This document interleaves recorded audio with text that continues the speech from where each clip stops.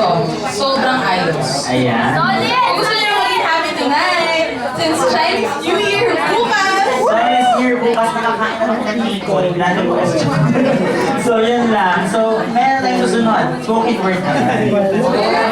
Balita ko, sobrang galing daw nito. Ay, sino ba ito? Sino nga ba? Kulong mo. Di ba? Sabi na nga ba ako to eh. So, kaya susunod namin natin spoken word artist ay si Jan Pascual. So, sino nga si Jan? Jan Pascual is a poet from the Ateneo de Manila University. Yeah, and has performed in several music and poetry events like UP Broadcasting Association's 2020. Perfect. Sa UP event yun. Ready na ba kayo, guys? Ready na ba kayo? Without further ado, let's welcome Mr. Jan Pascual!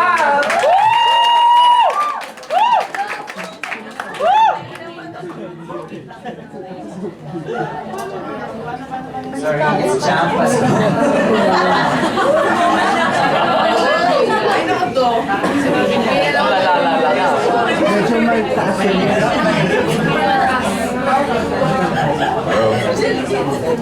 Can everybody hear me?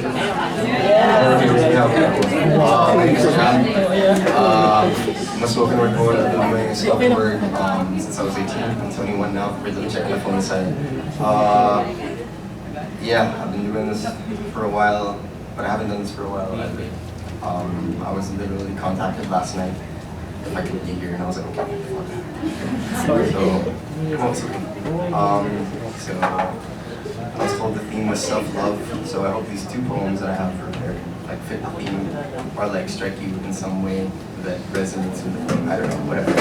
This first poem was written by for a friend who was going through like a lot of anxiety, and then when I was going through a lot of anxiety, she quoted the poem back to me and like, dude, what hurts?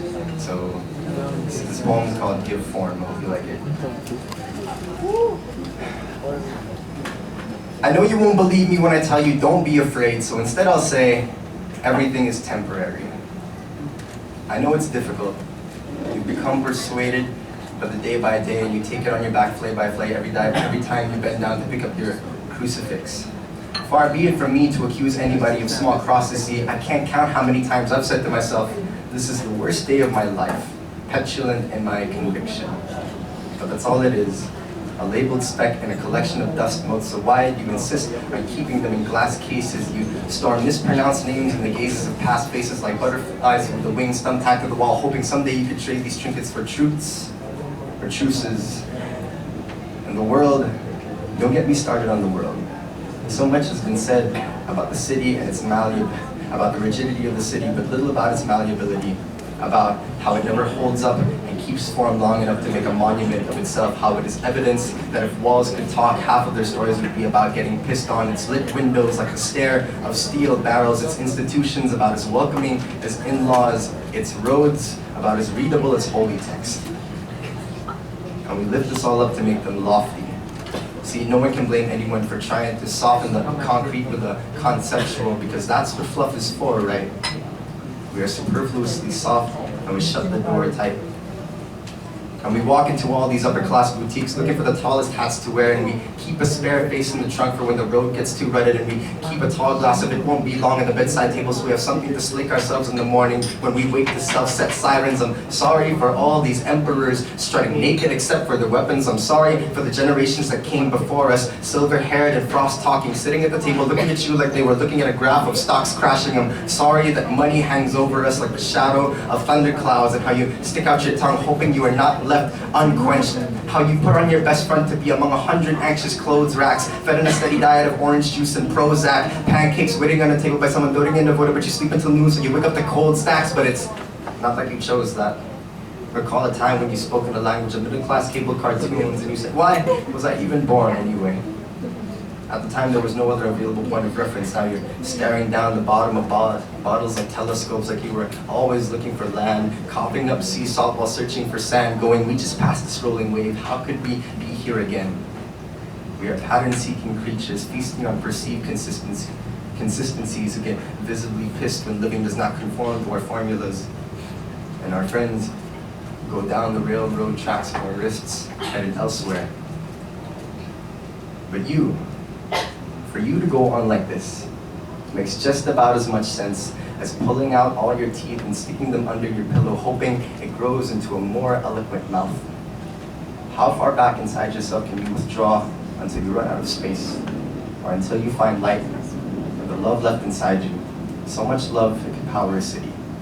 You, with your hightail hope and your getaway gall, please don't go. You, with your cathedral hands and your prism heart shines in all my bright corners, won't you let me count on you the way I count beads between my fingers?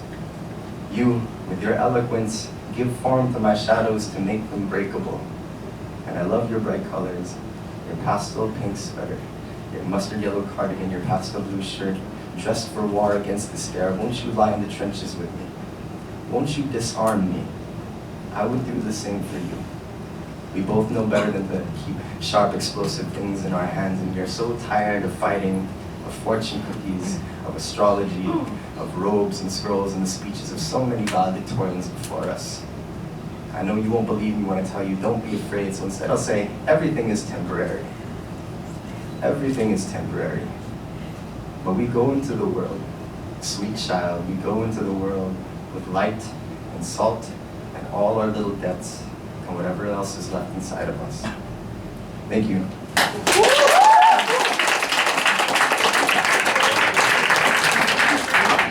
I got my legs are shaking. It's actually a bad habit I have when I'm on stage. It's just so bad.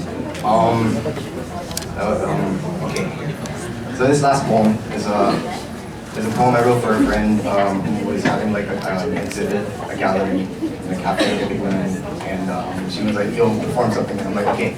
So when I was writing this, the question that I sought to answer was, if mankind was its own God, what would it pray to itself? I grew up in a Christian family, and I don't really do that stuff anymore, but the religious sensibility never really leaves you, no matter what you believe in. So yeah, this is a poem called Prayer. I hope you guys like it. Okay. Let us take our bodies and offer them up to ourselves. Let us take our hands and unball them from the cages of self-made fists, else they lock themselves into place. Let us take our faces and leave smiles as heirlooms, happiness as inheritance. To give what comes naturally is an act of fairness. Let us take the footsteps made from walking through empty streets and save them for when we have no strength for heartbeats. Let us take all our empty bottles and hang them over our gardens like giant wind chimes. Bring me the strongest wind, and whether or not I am heard, I will make music. Let us take our voices and bless them with amplifiers. And let us take our amplifiers and blast them on platforms. Let us take our pride, let us take our crowns and the thorns that adorn them and cultivate our pride into roses. Let us take our hearts and make them as heavy as anchors, and in turn let us love oceans. Let us take our weapons and lay them down, knowing that we have already been fought for. Let us walk through our museums, watch from the seats of our little coliseums, remember our lions and Jackson Pollocks, and know that we are fanged and messes, sharp and splattered and tattered and masters of our own chaos. Let us take the torches made from lighting caves with hunters and animals gone. The light is gone and I have extinguished the flame, but I have written my name on these walls, so when time causes these homes to crumble, the ones who come after me may roll a labeled stone as I have, endlessly, regretlessly, feeling that weight on my bones, knowing that the rock I was told to roll may or may not be the roll that was meant to rock, feeling my fibers pulled taut and plucked to play the song that sings what I am not, so I may know in the quiet who I am, and in the ring that echoes in the cavern of my ears, why? Let us take the nails that hold us together. Let us take these wooden planks and make crosses. Let us take our crosses, hang our bodies upon them, and offer them up to ourselves. I offer myself to me because I deserve what I am, and I am what I deserve. Never mind vengeance, never mind expectation. Let us cling to hope and kick that door open with each hand wrapped around the stem of a champagne bottle. And when the city you've called home for so long contorts itself into a labyrinth, know its double joints and jackhammered stones, what turns are disguised as broken bones, what homes are praying for people, and what rooms are waiting for wrecking balls. And when you are tired, give yourself time until you are no longer tired. And when you are no longer afraid to say that you belong to the world, and that the world belongs to you, gently lift the veil from its face, be honest with your promise and say, I will not be ruled by circumstance. I will not be ruled by circumstance. Thank you.